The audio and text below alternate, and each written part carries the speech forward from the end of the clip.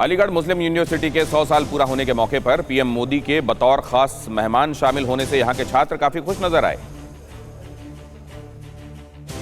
सबसे अच्छी बात यही लगी कि उन्होंने कहा कि एमयू एक मिनी भारत, सबसे बड़ी बात, क्योंकि हमारा देश जो है एक सेक्युलर देश है।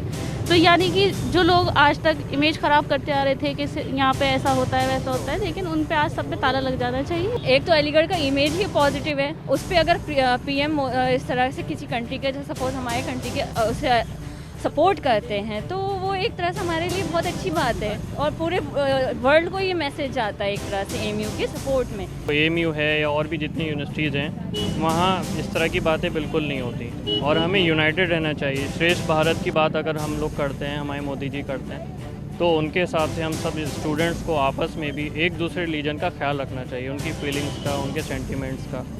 अगर मान लो किसी इंस्टीट्यूट में कोई नंबर ऑफ़ इंडिविजुअल या नंबर ऑफ़ रिलीजन या नंबर ऑफ़ कास्ट के लोग ज़्यादा हैं, तो हमें ये देखना चाहिए हमारे साथ वाले भाई को कोई तकलीफ़ ना हो, इकट्ठे रहें। हम लोग इकट्ठे रहेंगे तभी देश मजबूत रहेगा, वरना हम आपस में लड़ते रहेंगे, उससे कोई फ़ायदा नहीं। और बंगाल में अब राजनीति घर तोड़ने लगी है। बीजेपी छोड़कर टीएमसी में शामिल हुई सुजाता खान को उनके पति ने तलाक का नोटिस थमा दिया है।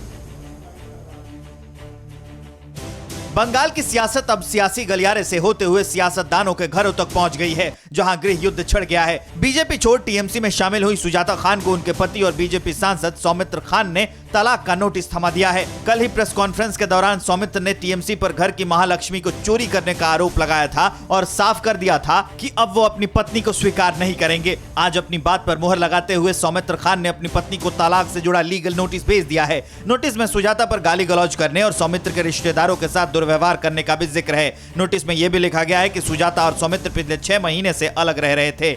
नोटिस मिलने के बाद टीएमसी में शामिल हुई सुजाता खान ने कहा है कि अलग होने की बात मैंने नहीं की है। सुजाता ने कहा है कि उनके पति को बहकाया जा रहा है। पति पत्नी के अलग अलग पार्टी में होने से कभी रिश्ता खराब नहीं होता। बंगाल की सियासत में ये अपने आप में पहला मामला है जहां सियासत के चक्कर में एक घर टूट गया। कल सुजाता खान बीजेपी से किनारा करते हुए टीएमसी में शामिल हुई थी। पार्टी में बाहरी लोगों को तरजीह देने का आरोप लगाया था। फिक्र आपकी, सोमवार से शुक्रवार रात 9 बजे सिर्फ TV9 भारतवर्ष पर।